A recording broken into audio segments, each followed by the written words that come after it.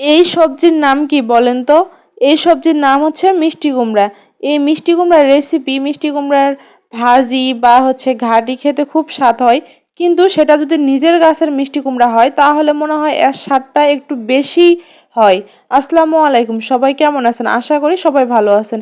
এই মিষ্টি কুমড়ার সবজিটি এটি আমার গাছের, একটু ছোট। ছোট হলেও নিজের কাছে এটি অনেক বড়, কারণ এটি আমার গাছের ফল। এই মিষ্টি কুমড়াটাকে নিয়ে আমি চলে আসলাম এটিকে কি বানানো যায়।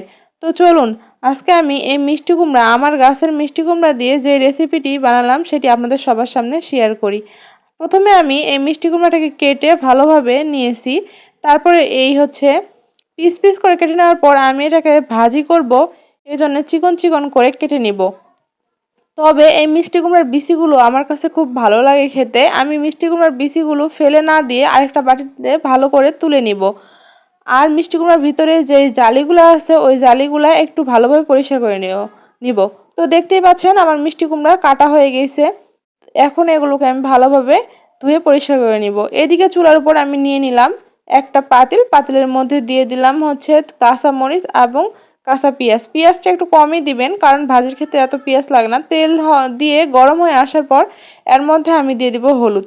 তেলের মধ্যে হলুদটা আগে দিলে একটু কালার হয় বেশি।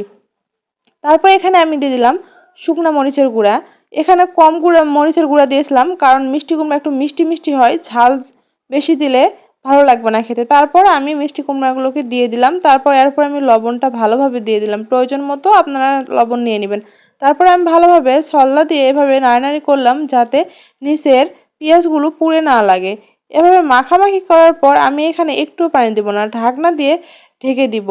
ঢাকনা দিয়ে আমি প্রায় এখানে 15 মিনিটের জন্য ঢেকে রেখেছিলাম। তারপর ঢাকনা খোলার পর দেখতেই পাচ্ছেন কতগুলো পানি ছেড়ে দিয়েছে। পানি দেওয়ার প্রয়োজন নেই। যখন পানিগুলো ছেড়ে দিয়েছে তখন আমি এর উপর একটু বেশি করে চিনি, আপনারা আপনাদের স্বাদ মতো চিনি দিয়ে নেবেন, যতটুকু মিষ্টি প্রয়োজন মনে করেন অতটুকু চিনি দিয়ে দিলাম।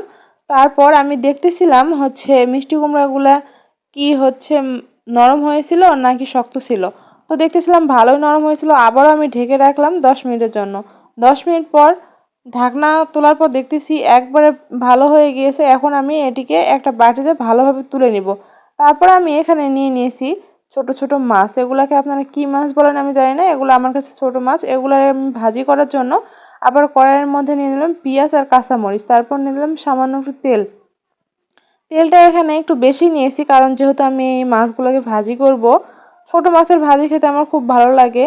তো তারপর আমি গরম হয়ে আসার পর ছোট মাছগুলো দিয়ে দিলাম লবণ, হলুদ, মরিচ, জিরা এবং ধনে গুঁড়া দিয়ে ভালোভাবে নাড়ানাড়ি করতে থাকবো যতক্ষণ পর্যন্ত এই মাছটা ভাজা না হয়ে আসবে। আমি ততক্ষণ পর্যন্ত এটিকে নাড়ানাড়ি করব। ঢাকনা দিয়ে ঢেকে না রেখে এভাবে নাড়ানাড়ি করব, তাহলে আস্তে আস্তে আমার মাছগুলো ভাজি হয়ে আসবে।